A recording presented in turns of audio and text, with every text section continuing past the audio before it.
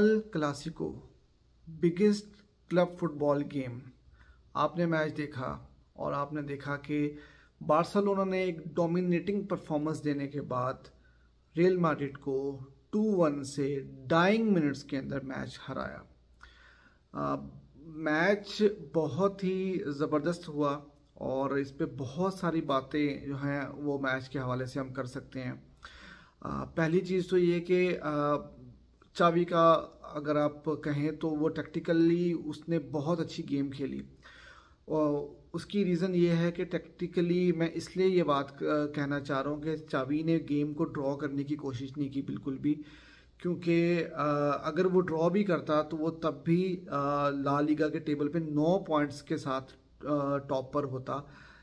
और अक्सर टीम्स ये करती हैं कि एक बड़ा मैच जब आता है तो उसमें वो पॉइंट लूज़ करने की बजाय वो कोशिश ये करती हैं कि वो गेम को अगर ड्रॉ की तरफ ले जाएं तो उससे ये फ़ायदा होता है कि वो अपनी जो लीड है वो बरकरार रख सकते हैं। लेकिन चावी ने ऐसा बिल्कुल नहीं किया। चावी के माइंड में एक डोमिनेटिंग परफॉर्मेंस थी, उसने अपनी टीम को डोमिनेटिंग परफॉर्मेंस के लिए तैयार किया था और वो हमने देखा कि बार्सिलोना मैच जीतने के लिए आई थी। और आपने पिछला क्लासिको जब आपने देखा तो उसमें जिसको हम कहते हैं कि हराम बॉल खिलाया चावी ने और उसमें भी चावी ने जो है वो रिजल्ट निकाला और 1-0 के साथ वो गेम जीती। और ये मैच इसमें इवन के 1-0 से बार्सिलोना कंसीड कर गया था और वो पीछे से आकर जो है वो 2-1 से मैच जीत कर चला गया। अगर रियल मैड्रिड की हम बात करें तो रियल मैड्रिड ने बिल्कुल भी कोई सिर्फ पैचेस में कुछ थोड़ी बहुत डोमिनेंस दिखाई और काउंटर के ऊपर कुछ थोड़ा बहुत कुछ करने की कोशिश की, उसके अलावा गेम को बिल्कुल भी कंट्रोल नहीं कर पाए। बार्सिलोना के मिडफील्ड मास्टर क्लास और डिफेंस मास्टर क्लास, चारों डिफेंडर्स ने कोई भी ऐसा मूव नहीं बनने दिया पूरे मैच में जिसमें हमें लगे कि रियल मैड्रिड जो है वो स्कोर कर सकती है। एक जो ऑन गोल हुआ उसके अलावा कोई भी थ्रेटनिंग जो है वो चांस बनाने में कामयाब नहीं हो सकी रियल मैड्रिड की टीम। जब हम लाइनअप की बात करते हैं तो सेर्जियो रोबर्टो को जब मैंने देखा कि वो लाइनअप में है तो मैं भी थोड़ा डिसअपॉइंट था कि यार ये शायद चावी गलती कर रहा है और उसको सेर्जियो रोबर्टो को स्टार्ट नहीं करना है, उसको कैसी को स्टार्ट कराना चाहिए। लेकिन सेर्जियो रोबर्टो ने जिस तरह से गेम खेली और जिस तरह से उसने प्रेस किया और ड्यूल्स जीते, उसने सबको हैरान किया। और सबसे बड़ी बात है कि उसने पहला गोल भी स्कोर किया बार्सिलोना की तरफ से। तो Sergio Roberto man of the match भी रहे। तो इसका मतलब है कि चावी का डिसीजन बिल्कुल सही था। और अभी भी हम न्यूज़ सुनते हैं कि चावी सेर्जियो रोबर्टो को रिन्यूअल देना चाहते हैं, कॉन्ट्रैक्ट रिन्यूअल देना चाहते हैं। और मैच के बाद चावी ने कहा भी कि बार्सिलोना में बहुत लोग उनको क्रिटिसाइज़ करते हैं लेकिन वो ज़्यादा डिज़र्विंग है कि उनको प्रेज़ किया जाए। और कल की जो उनकी परफॉर्मेंस थी 77 मिनट्स तक उन्होंने मैच खेला, ऑलमोस्ट 80% मैच वो खेले और उन्होंने गोल भी किया और मैन ऑफ द मैच भी हुए। मैच जो है अगर हम बात करें तो ये बार्सिलोना की 100 क्लासिको विन थी। एक गेम जो है वो रियल मैड्रिड से पीछे हैं। 100 क्लासिको विन थी, तीसरी क्लासिको विन है सीज़न में जो कि पेप गार्डियोला के बाद 2011 या 12 के बाद ये फर्स्ट टाइम ऐसा हुआ है कि किसी मैनेजर ने या बार्सिलोना ने 3 क्लासिकोस जो हैं वो जीते हैं। और अभी एक क्लासिको बाकी है कोपा डेल रे का, 4 अप्रैल को जो मैच है सेकंड लेग वो भी कैंप नो में होगी। तो देखते हैं कि उसमें क्या रिजल्ट होता है। बार्सिलोना एडवांटेज में है उसमें क्योंकि 1-0 की वो लीड बर्नाबो में लेकर आएंगे कैंप नो में।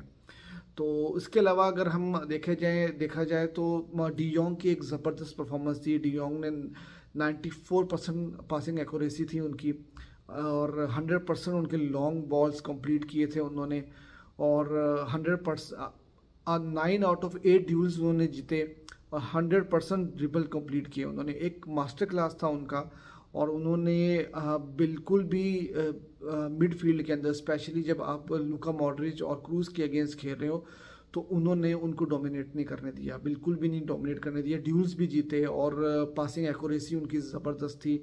और अभी पैड्री को मिस किया बार्सिलोना ने। अगर पैड्री भी होते तो शायद मिडफील्ड में बार्सिलोना और भी ज़्यादा डोमिनेंसी के साथ जो है वो मैच खेलती।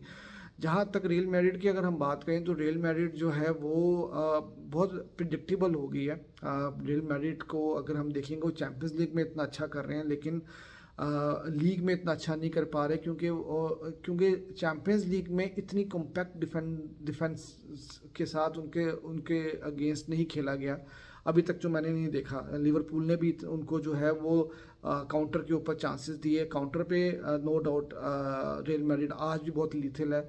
और रियल मैड्रिड का जो है वो लेफ्ट फ्लैंक जहाँ से विनी खेलते हैं, विनी जो है वो वहीं पर ही उनको पता है कि सारा अटैक जो है वो वहीं से ही होगा। राइट साइड बिल्कुल डेड है।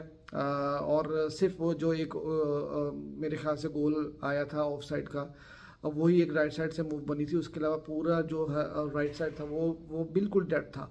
तो बहुत प्रिडिक्टेबल हो गई है रियल मैड्रिड।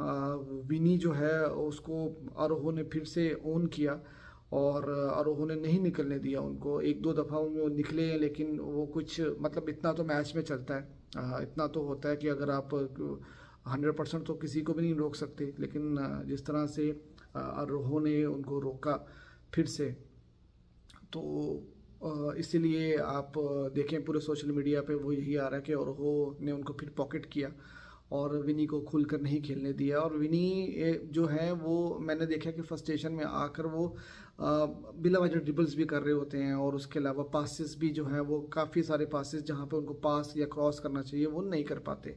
वो इंडिविजुअली बॉल को ले जाकर गोल करने की कोशिश करते हैं, जिसकी वजह से जो है वो टीम को प्रॉब्लम आती है। करीम बेंजेमा पूरे मैच में कहीं पर भी नज़र नहीं आए, कोई उन्होंने थ्रेट नहीं दिखाया, कुछ भी नहीं उनकी तरफ से हुआ। और बार्सिलोना की जहाँ तक हम बात करें, बार्सिलोना का जो अभी भी मुझे डिफेंस में मतलब अगर आप देखें तो उनको ओपन चांसेस बनने नहीं दिए उनके डिफेंस ने। लेकिन अगर हम बात करें बार्सिलोना फैंस की, तो कभी भी कुंदे के बारे में बात नहीं करते। और मैं पर्सनली अगर कुंदे के बारे में बात करूं तो मुझे कुंदे की परफॉर्मेंस जो है वो मतलब वो इतनी कंसिस्टेंट नहीं। अगर आप और हो या क्रिश्चियनसन के साथ उनको कंपेयर करें, क्योंकि 66-70 मिलियन की आलमोस्ट वो साइनिंग्स थी और बड़ा उनके ऊपर जो है रिलाई किया जा रहा था।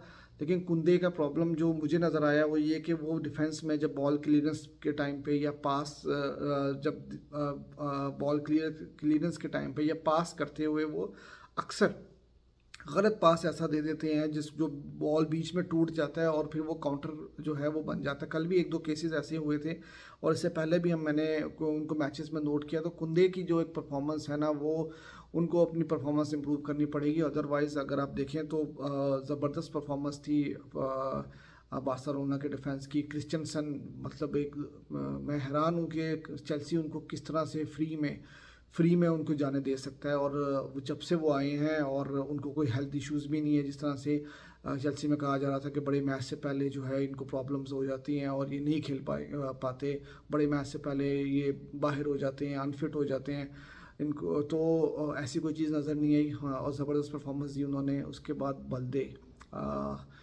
लेफ़्ट फ्लैंक जो है वो बार्सिलोना उनको अभी एक राइट विंग राइट के ऊपर दानी एल्वेस के बाद अभी तक उनको राइट बैक नहीं मिला, लेकिन लेफ़्ट बैक का प्रॉब्लम उनका लगता है कि सॉल्व हो गया। बार्सा के पास बैकअप भी है, जॉर्डी अल्बा बाहर बैठे हुए हैं, ठीक है। और जो बल्दे हैं उन्होंने कल भी एक ज़बरदस्त परफॉर्मेंस दिया। उसके बाद जो ओवरलैपिंग है उनकी, कट इन करना, क्रॉसेस देना, और जो लास्ट गोल भी उन्होंने जो क्रॉस डाला था उसकी वजह से जो है बार्सिलोना जो है वो गोल करने में कामयाब हुई। और कल बहुत अच्छी परफॉर्मेंस अगर देखा जाए तो उन्होंने गोल नहीं किया लेवाडोंस्की ने, लेकिन लेवा की परफॉर्मेंस बहुत ज़बरदस्त थी। आप कंपेयर करें अगर उनको करीम बेंजेमा के साथ, तो बेंजेमा तो कहीं नज़र ही नहीं आए मैच में, लेकिन लेवा ने जो है वो ज़बरदस्त परफॉर्मेंस दिया। उन्होंने इंगेज रखा डिफेंस को। उन्होंने स्टार्ट में भी एक अटैम्प्ट किया था और उनके पासेस थे, उनकी जो उन्होंने रन निकाले और जिस तरह से डिफेंस को उन्होंने तोड़ने की कोशिश की, वो चीज़ हमें करीम बेंजेमा से बिल्कुल भी जो है नज़र नहीं आई। और जो प्री असिस्ट था जो उन्होंने बल्दे को पास दिया था बैक फ्लिक के साथ, वो भी आपने देखा कि वही जो है वो मेन मूव बना था मैच का उस गोल के लिए। तो बार्सिलोना 12 पॉइंट्स के साथ इस वक्त जो है वो लीड कर चुकी है और पीछे 12 मैच रह गए हैं, और मुझे लगता है यही है कि अब बार्सिलोना के अपने हाथ में जो है वो लीग है और एक बड़ा टाइटल जो है वो चाबी जीतने जा रहे हैं। 2018 के बाद पहली दफ़ा जो है वो बार्सिलोना ने होम पर रियल मैड्रिड को हराया है, और पिछले 2 मैचेस भी जो हैं वो उन्होंने रियल मैड्रिड को हराए। एक रियाद में मैच हुआ था और एक बर्नाबो में, और एक गेम अभी बाकी है कैंप नो में। देखते हैं कि वो कौन सी टीम जीतेगी। और बार्सिलोना इस टाइम पे कॉन्फिडेंट टीम लग रही है, लेकिन रियल मैड्रिड नेक्स्ट क्लासिको के लिए मतलब प्रिडिक्शन करना मेरे ख्याल में वो इतना आसान नहीं है कि कौन सी टीम जो है वो जीतेगी। लेकिन ये है कि इस वक्त बार्सिलोना जितनी कॉन्फिडेंटली खेल रही है लीग में और रियल मैड्रिड को डोमिनेट कर रही है और 1-0 की लीड के साथ भी हैं कोपा डेल रे में, तो मेरा अपना ख्याल ये है कि बार्सिलोना जो है वो उनके चांसेस हैं कि वो रियल मैड्रिड को एक और गेम हरा सकती है। लेकिन ऑन द अदर हैंड क्योंकि अभी भी रियल मैड्रिड 2 कंपटीशंस में हैं अलाइव, एक कोपा डेल रे और दूसरा है चैम्पियंस लीग। हाँ, तो ये 2 कंपटीशन वो भी पूरी कोशिश करेंगे जान मारने की, जीतने की, निकालने की। तो देखते हैं क्या होता है। और लेकिन कल का मैच मज़ा आया। आखिरी 10 मिनट में बड़ी एंड टू एंड फुटबॉल हुई, दोनों टीम्स ने अटैक किए और एक टाइम पे तो लगा था कि रियल मैड्रिड मैच जीत चुका है, जो ऑफसाइड गोल हो गया था।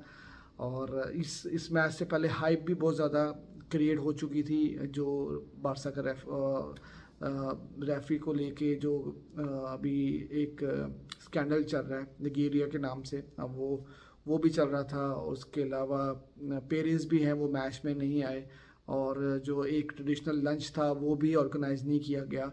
ये एक फ़र्स्ट टाइम ऐसा हुआ है कि मतलब इतनी ज़्यादा टेंशन में जो है वो एक प्रेसिडेंट ही नहीं आया रियल मैड्रिड का मैच देखने के लिए।